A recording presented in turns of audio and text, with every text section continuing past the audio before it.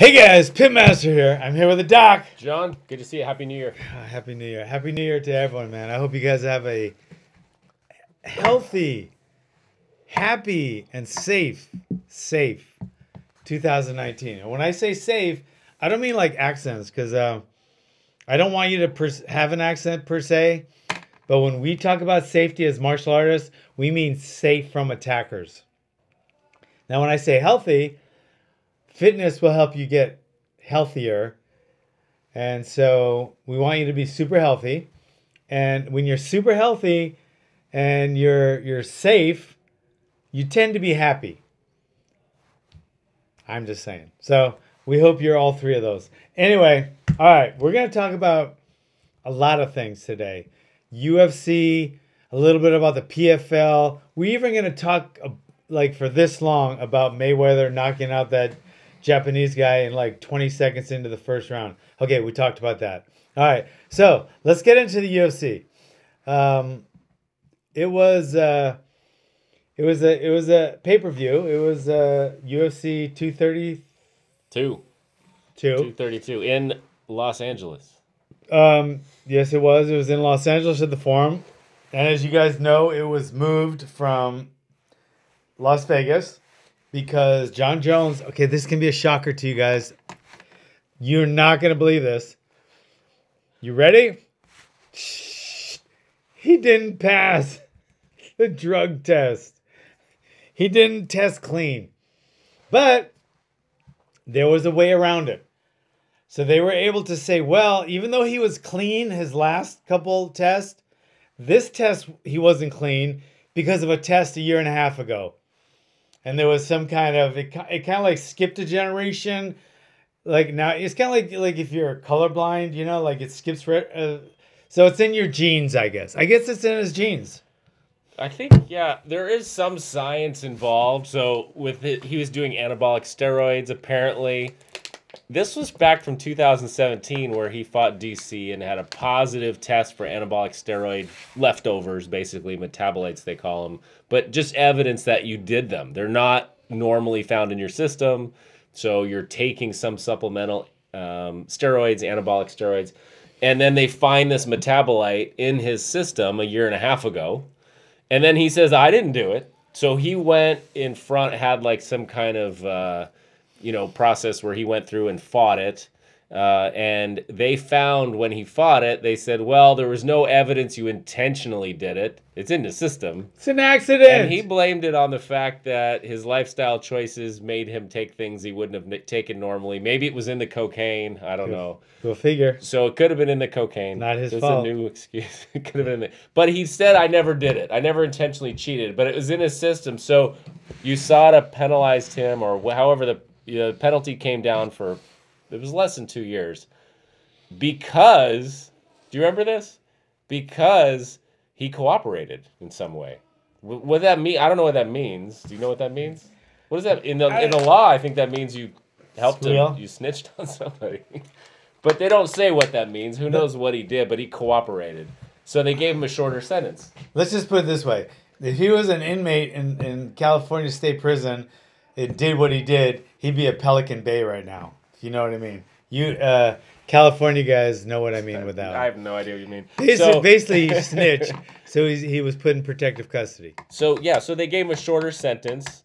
So then he came up positive again for the same substance, which is an anabolic steroid, and they said that it was a pulsing effect, which basically means you didn't have any in your system and you didn't take any more, but then more of it came out of your body into your system again, which maybe the only science there I can think of that makes sense is from the weight cut. Because some drugs could get deposited in your fat, and then you do like an extreme weight cut. I don't know how much weight Jon Jones cuts, which could release stuff back into your system again. So the thinking was, well, these are just the old steroids.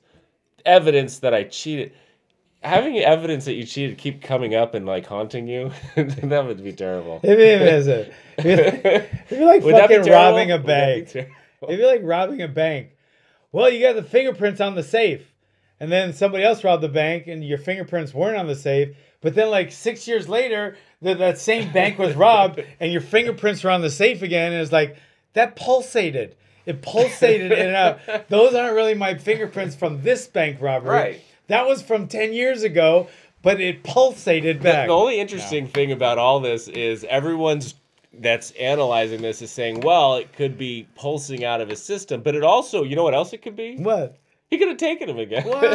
That's what I would guess. That's terrible. But you don't know, so you err on the side of give the guy another chance, right?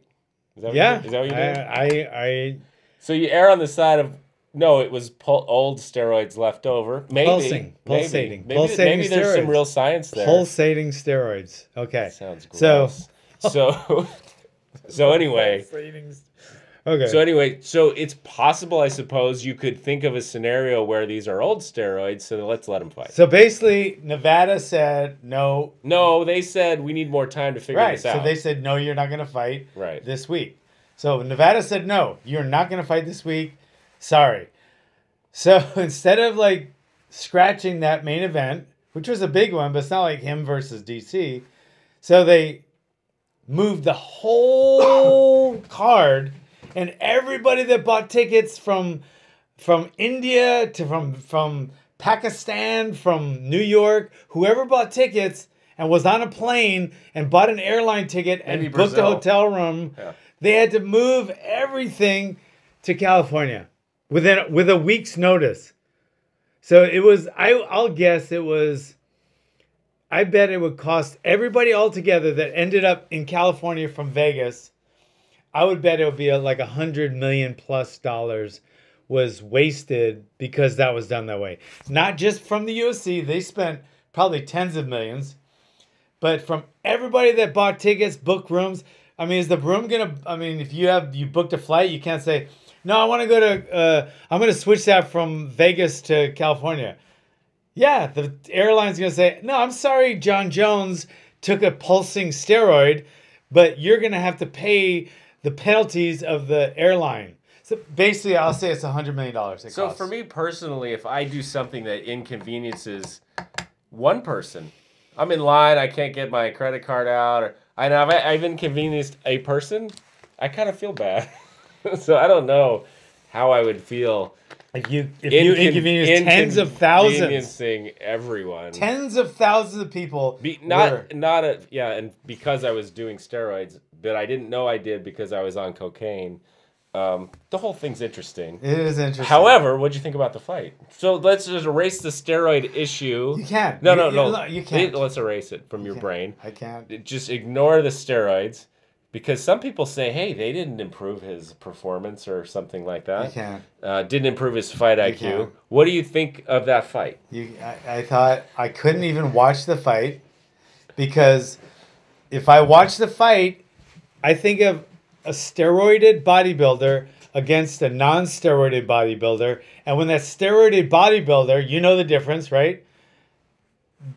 Matches against a non-steroided bodybuilder, and that steroided one wins, you're gonna know that it's not fair. And you're gonna know that steroided bodybuilder would not perform that way or look that way if it wasn't for steroids.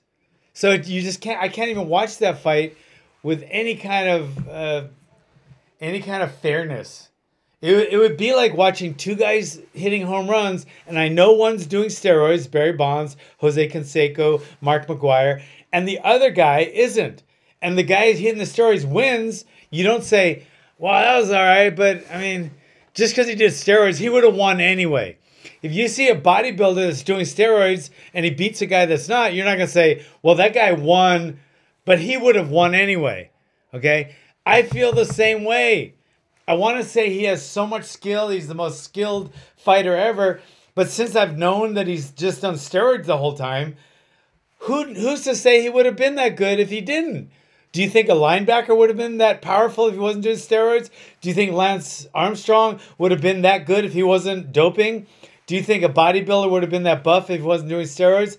I don't know, but it just takes it all away from me, and I don't know why they let him compete, but it's like I can't watch it anymore. Well, from a scientific perspective, for me, it's interesting to think well, is he still doing them? Because if he did his time, if he did his punishment, it's like double jeopardy. If you're getting him again for what he was already punished for, and we're trying to clean up the sport, and he has been good, and he hasn't done anything, and those are old steroids, part of me goes, well, you give the guy another chance if we're going to, try to make it all legitimate, try to make it fair. But the problem is, the guy he's kind of burned that bridge. He's kind of proven just through his actions in the past that he's done them. He's never admitted to it. He's somehow got out of a longer sentence through cooperating, for good or bad. I don't know how you come down on that. But for me, when I watched the fight, it was a pretty one-sided fight. And is it just because he's had the benefit of steroids in the past? Yeah, and why would the second chance thing? I don't understand. Like, if you're a cop and you get busted for robbing a convenience store, are you gonna say, well, let me pay my dues, I'm gonna be a cop again?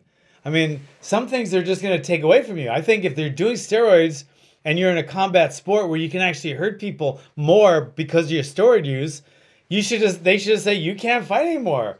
And why would they let you? Like I said, there's so many professions where you fuck up bad enough, where you can actually hurt people and you're cheating. They just kick you out. You get disbarred or they take your nursing license away or they take your law enforcement license away. So I don't understand why they let you, but it's about money and he's a star. Yeah. So it corrupts the martial arts component of the whole sport. It takes it away. It does. It takes it down. But when you look at people's excuses for why there's steroids in the system, it's everybody cobbles together an argument for why they're still there. But you have to realize performance-enhancing drugs have been used for a long time, and it's like an arms race. It's just like an arms race where the cheaters are trying to find out better ways to cheat that can't be detected. If they have a way to cheat that can't be detected, they do it. And then the people trying to detect it come up with better tests. So for me, it's like an arms race. So if you catch somebody and you can't really explain the results, maybe they're just ahead of the curve. And they know how to either dose the steroids or get it out of their system somehow. But I think a weight cut might bring it back out. Like you've flushed your system out of it so you can take your test. But this weight cut thing, I think probably has something to do with it because you're cutting all that fat and stuff's going to get released into your body when you do that. So I think rather than erring on the side of, hey, he must be innocent, I think cheaters always try to find a way to cheat and cheat the system where they don't get caught. And they may just be ahead of the curve on what can be detected right now. So that you have to definitely consider that. And for people that say, well, everyone does it, even the guys that are testing negative and always have, they go, they just haven't been caught yet. That's like a cop pulling people over and just busting them for drinking and driving, a DUI. You go, well, everyone's doing it, so let's just arrest everyone. You can't do that. If they haven't been caught, you have to assume they're innocent. Right? I mean, you're going to bust every guy you see for raping because you think, well, everyone does it just because you weren't caught. No, if you weren't caught, you don't get punished. Okay? You have to assume they're innocent. Right? Like I said, if you're driving down the street, you can't get busted for DUI and then you're perfectly sober and they go, yeah, but you probably did drink it one time, so we're going to bust you. You can't do that. If they've never been busted, you have to assume they're clean. If they've been tested dirty, you have to assume they're dirty. Yeah, this is the opposite. Pulling someone over that's drunk and saying, well, it's probably old alcohol. It's pulsating. It's pulsating alcohol. From New Year's. I didn't have anything I'm going to use that. I'm going to get drunk. I've never been drunk, but I'm going to get drunk. And when I get pulled over, I'm going to say, this was from a year and a half ago. It pulsated back in. Yeah. All right. Good luck with that. Okay, let's talk about Chris Cyborg. So this fight, what did you think about this fight? This fight, I thought, these are two warriors. Oh my God, the girl fight. The style of fighting for the girl fight was just brawling. Unbelievable. It was brawling. They just went at it and they were punching like it was. Every punch had bad intentions. There's two styles of female fighting in the UFC. What are the two? No, there's this style, which is like, this was a brawl. Yeah. And then you wouldn't see this kind of a brawl out of some of the other fighters. If you take what's her name? Paige Van Zandt or the Korean hottie or But something. you could it's say a different fighting style. Yeah, but the guys too. They have the guys styles, have different yeah. fighting styles. But this fighting style reminded, man, brutal. It was brutal. The way they were, every punch they threw was like in bad intentions. And I'll be honest, I thought at first Cyborg was going to land first. I knew the first one that was going to land was going to KO the other one. But I honestly thought it was Cyborg just because she's a little bit taller maybe, and she's done steroids too, so I don't think she should be able to fight at all either. But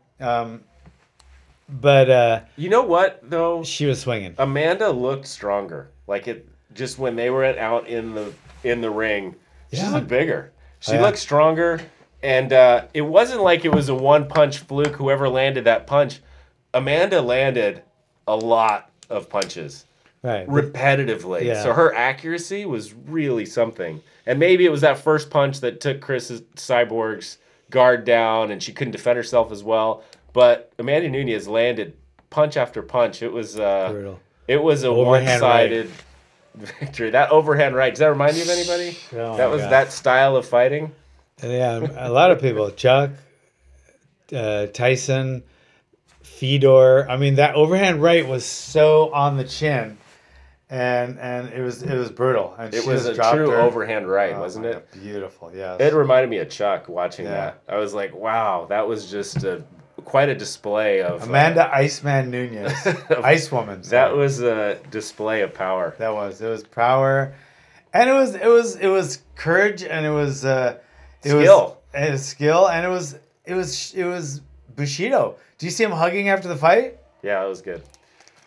It was a beautifully brutal fight. It really was. Round one, like how many seconds in? How long into it? I think every time I've seen Chris Cyborg fight, she is stalking down the other person, and it was just kind of flipped over. Yeah, she was the stalker that got caught coming in. So it was a beautiful fight, beautifully brutal. Chris Cyborg is unbelievable. So. They call it a haymaker, overhand right, whatever it was. It is effective. And if you don't think it is, go fight Fedor, Tyson, Amanda, Chuck, somebody. Anyway, okay, so then that's a good picture actually. That's up on the thing is her bringing her right over the top on Cyborg. I don't know if that one landed, but she was bringing that arm over the top every time. That's one reason the overhand right is so effective is because your hand's up like this. But the straight right might get blocked, but the overhand goes over and lands on the chin, and it can be a beautiful fight punch if you set it up correctly.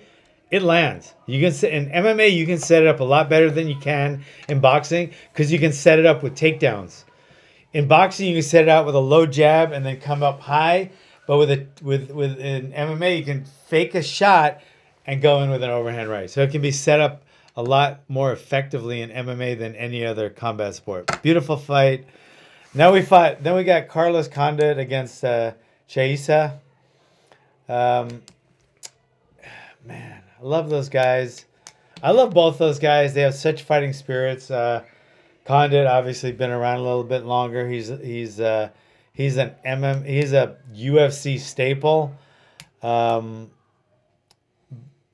But he just got out everything this fight, and Chiesa is getting better and better. Chiesa. And he's such a fighter, such a warrior. They both are. But, Condit got caught.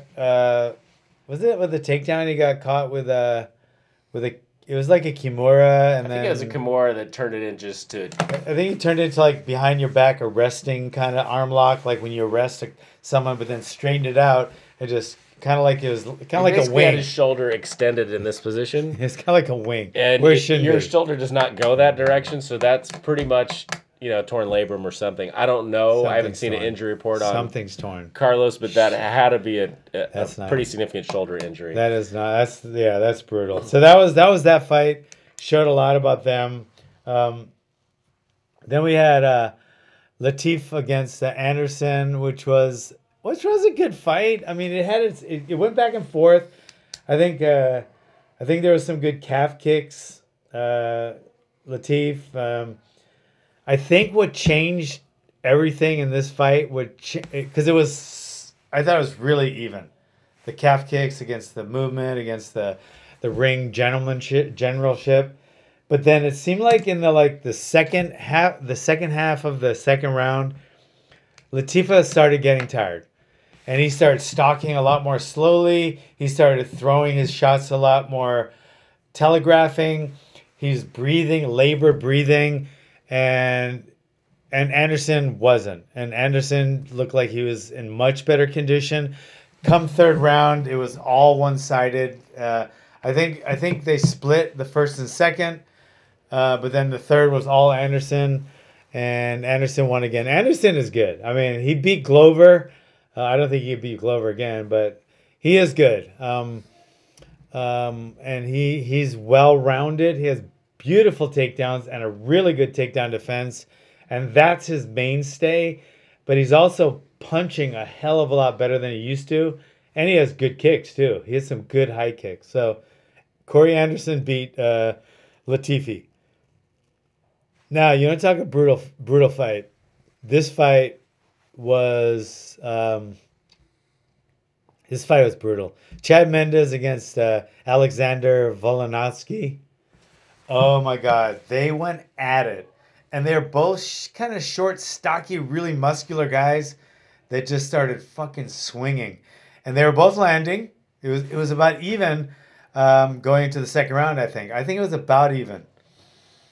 I think maybe Chad got a little bit of the edge because he did have better takedowns and better control. It looked like they were both swinging hard. Second round, Alexander caught him with a beautiful short overhand right. There's that overhand right again, but it landed like on Mendes' forehead. It just like glanced off his forehead, but he went down, and that was the beginning of the end. So he got ground and pounded for a few, and then it was stopped right away. Mendes then retired. He's really young. I don't know. Maybe he has other stuff going on. I didn't see the post-fight interview. He retired? Yeah, he said he retired, but hopefully he doesn't. I don't. Unless if it's not in his heart anymore, yes, you should retire. But if it's by performance, I don't think you should retire. He's at all. ranked like top 10. He shouldn't be retiring unless he wants to. I don't think his skill has dropped or anything. He lost to a really good guy. So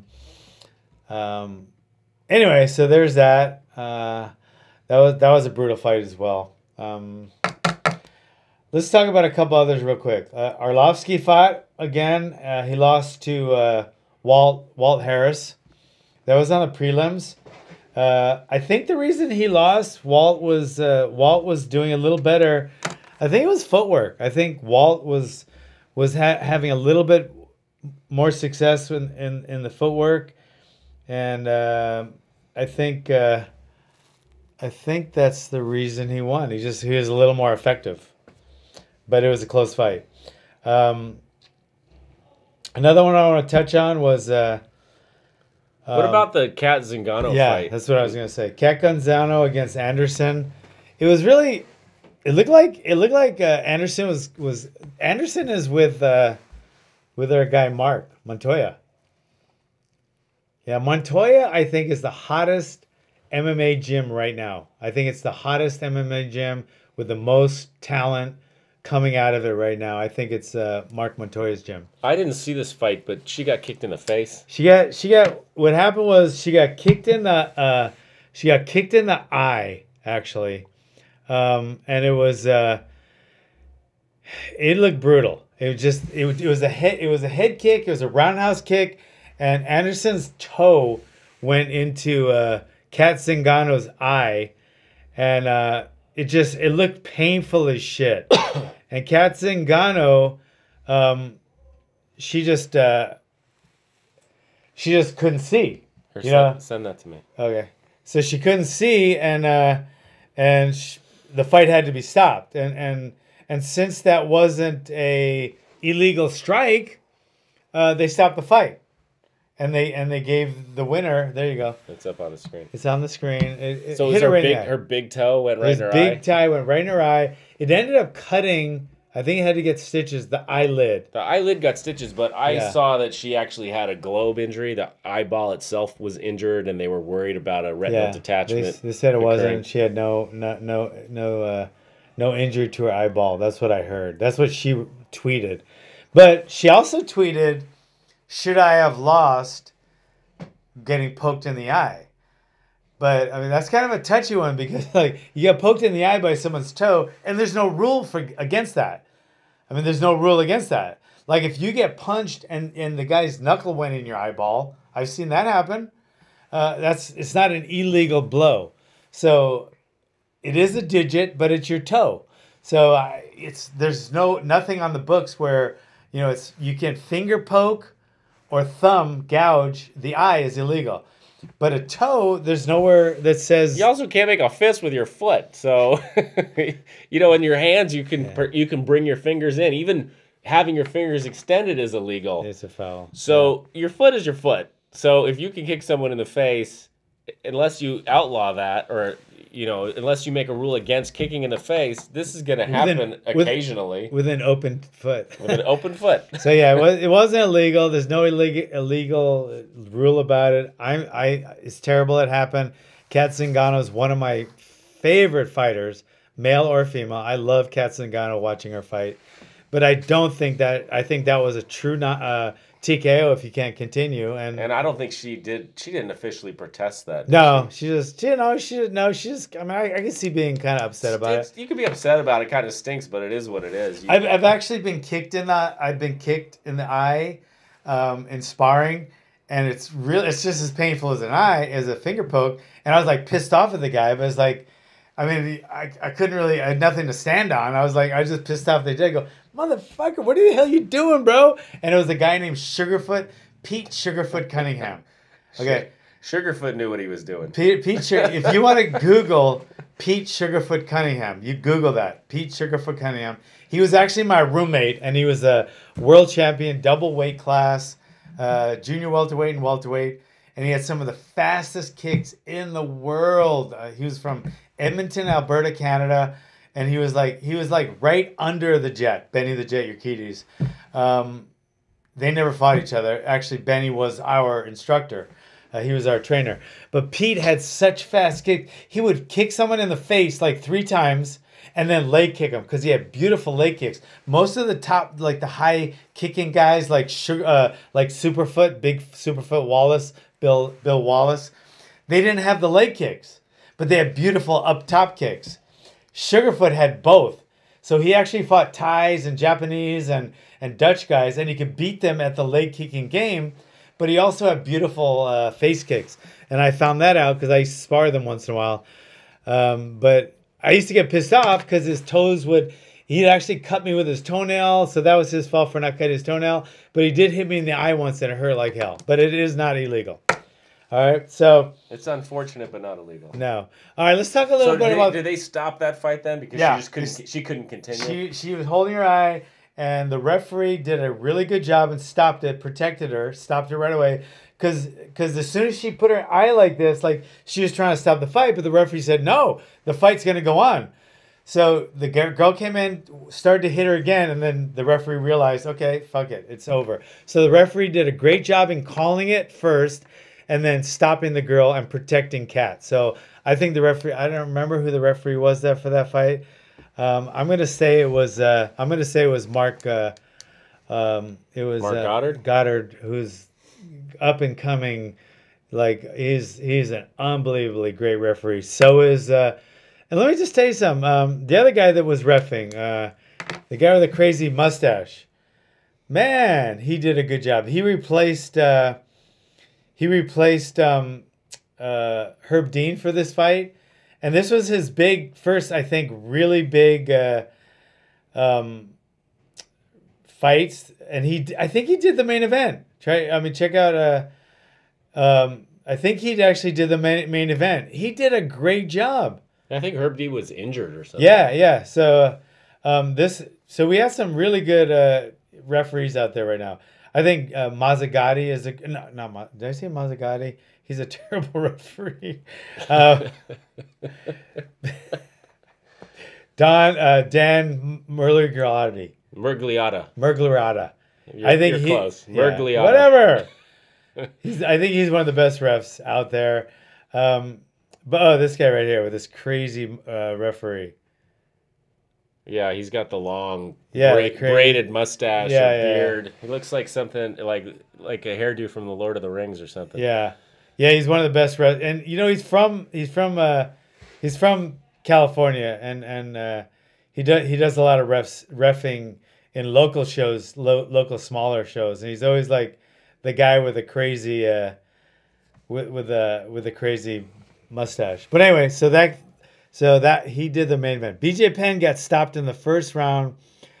Ryan Hall, like halfway through the first round, and he a knee bar. What did he? It was an ugly. It wasn't a knee bar. It was an ankle lock, and it was ugly. It was ugly. He hurt his knee. You could tell. I wonder how his knee is today, but I don't think his knee is doing good.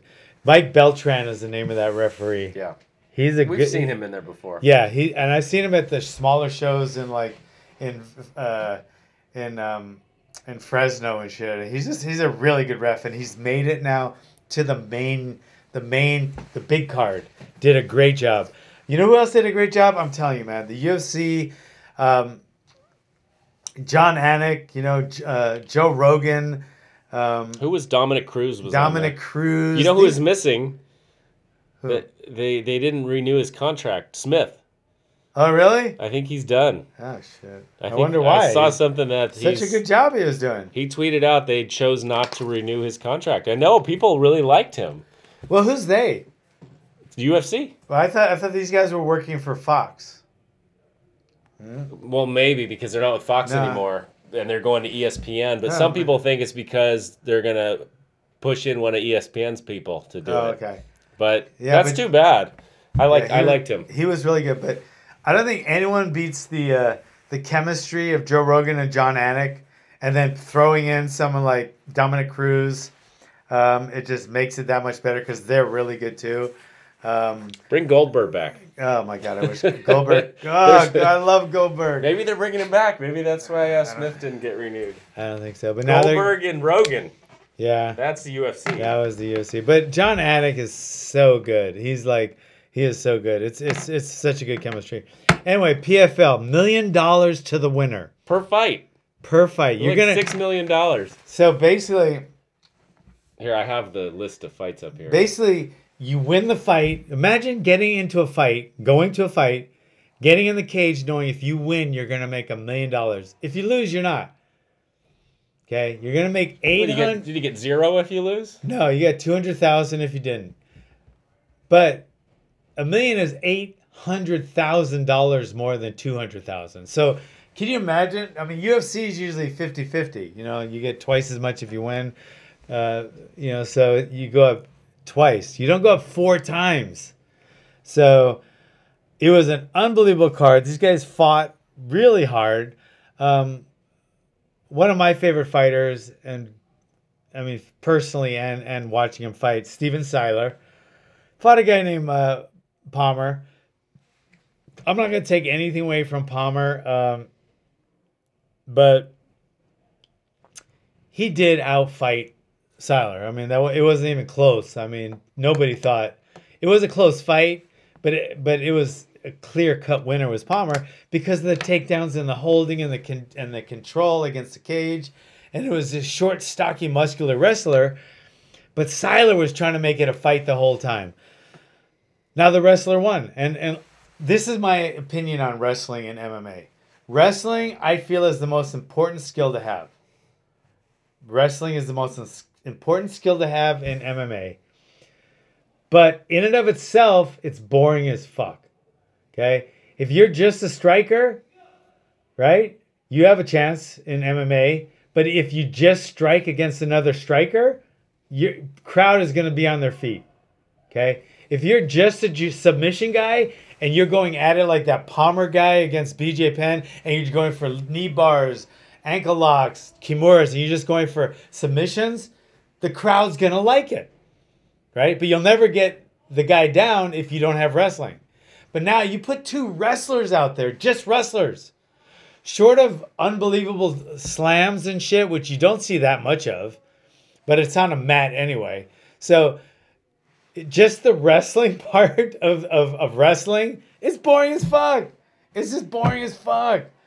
It's the most important ingredient, I think. They have a great work ethic. Usually they're in good shape, all that. But just, it's easier to be in good shape when you're just wrestling around all day at the gym and your coach is yelling at you. When you're actually punching all the time, you can't be training that hard all the time or you'll have fucking brain damage. So that's my opinion. I think out of the 3 striking or fighting arts, the 4th being conditioning of MMA, wrestling, jiu-jitsu, and striking. And jiu-jitsu is sambo, judo, whatever, the submission. I'm calling it jiu-jitsu. Wrestling, jiu-jitsu, and striking. Wrestling is the most important. I'll admit that. You have to be able to control where it goes. You can either take people down or defend takedowns. Both of those skills are wrestling.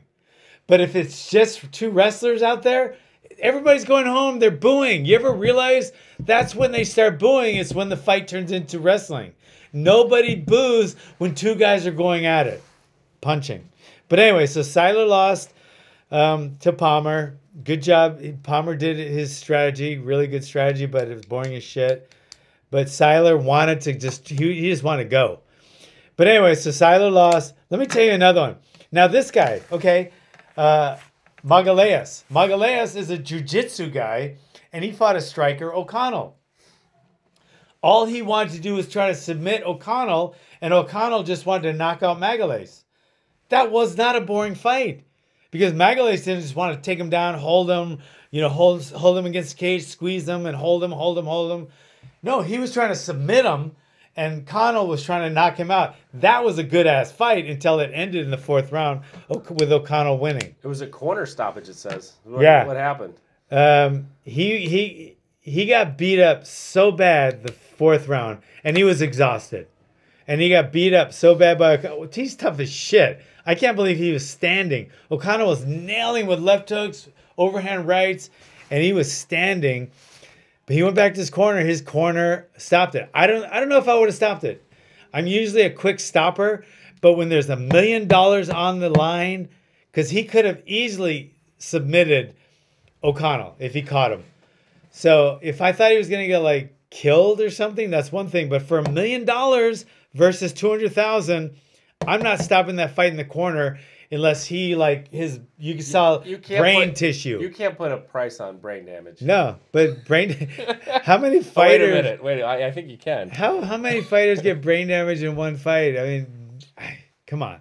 But I think he was mainly exhausted. That's why they stopped it. But if he was able to get, if he was able to catch O'Connell, he would have been able to stop him. But so I don't know. I might have. If he came back to the corner, he just goes, I can't even lift my arms anymore, I would stop it.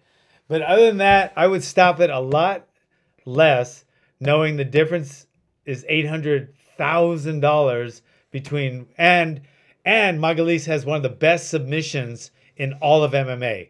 So boom, I don't know. But anyway, and we've seen these fights this year or last year now that right down at the end of the fight it changes. Yeah. What was the fight? That was one of the best fights of the year. Was it Yair?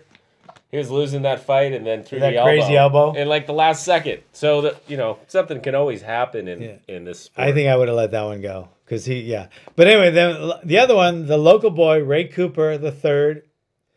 Kind of interesting side story on him is he's from Hawaii, and his dad Ray Cooper the second lost to Jake Shields. And I think it was something like 16, 17 years ago. It was a long-ass time ago. I think it was that long ago. Might have been. Yeah, it must have been, because he was like a little kid walking his dad into the cage. That's what it was like. They were showing pictures of that. He was like this little bitty kid, and he was walking into the cage, and his dad was like holding the belt, because he had the belt, and they were walking into the cage together. It was so cute. But anyway, so Ray Cooper the second lost to Jake Shields.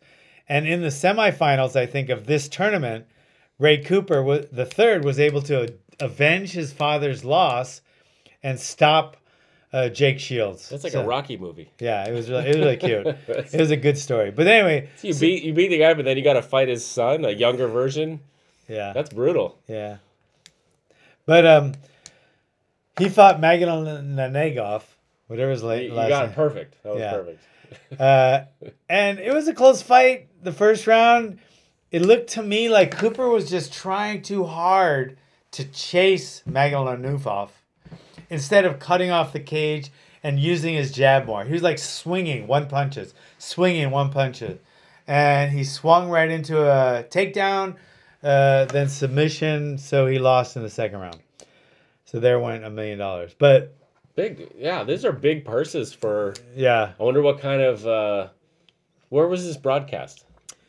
It was on NBC Sports or something. It was like the cable version of NBC. Right.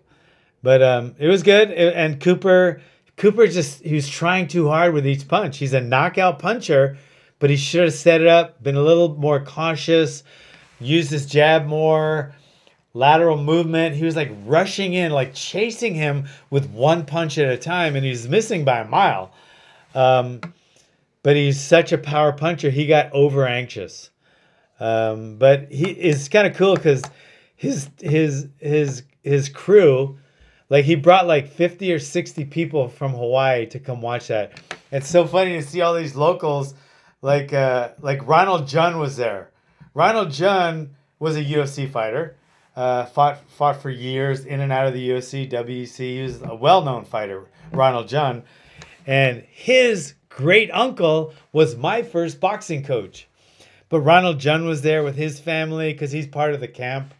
And they brought like 50 guys. I asked them, how many people are in your room? Because rooms in Manhattan are pretty pricey. There was 12 people in the room. But there's all these locals, and it's funny to see local, like Polynesians, Hawaiians, in snow. It's just funny. I don't know why. Even though there's a lot of Samoans in Utah. So this is a new year. Anything you're looking forward to seeing? Fights you want to see this year?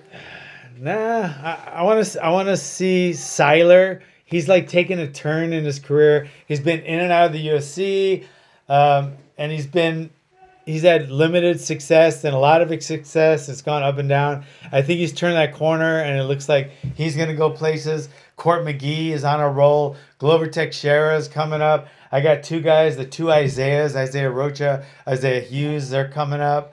I got my female, Gabby, who hits like a fucking guy. She hits hard. She's coming up. I got a lot of guys come up. Even one of my guys' first fight, he looked like he's a regular, Marvin. So I got a lot of new guys coming up. I'm excited to just watch what happens in the UFC. I got a lot of online courses that I'm doing, how to hit harder, how to defend takedowns, how to get in better shape.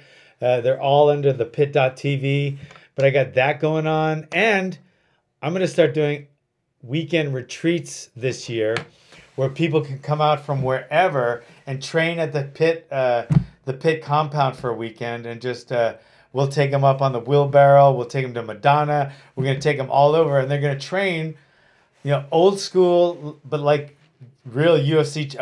I mean, I can think of dozens of UFC competitors and champions who've trained there, train like they did. Whether you're a karate guy, a karate instructor, you own a karate school, and you want to, train like a UFC fighter, but still keep that traditionality like we have. So I'm going to start doing weekend retreats. Plus, it's going to teach you how to train old school, and I'm trying to stop the pussification of our country. One wheelbarrow run at a time. One wheelbarrow run at a time. I'm trying to stop the pussification of our American males. All right. On that note, that'll be a good year, 2019. You're going to be right there with me on the wheelbarrows, bro. I'm ready. All right, John, good to see you. Happy New Year, man. Thanks for coming. Please share this because this is the best goddamn podcast there is.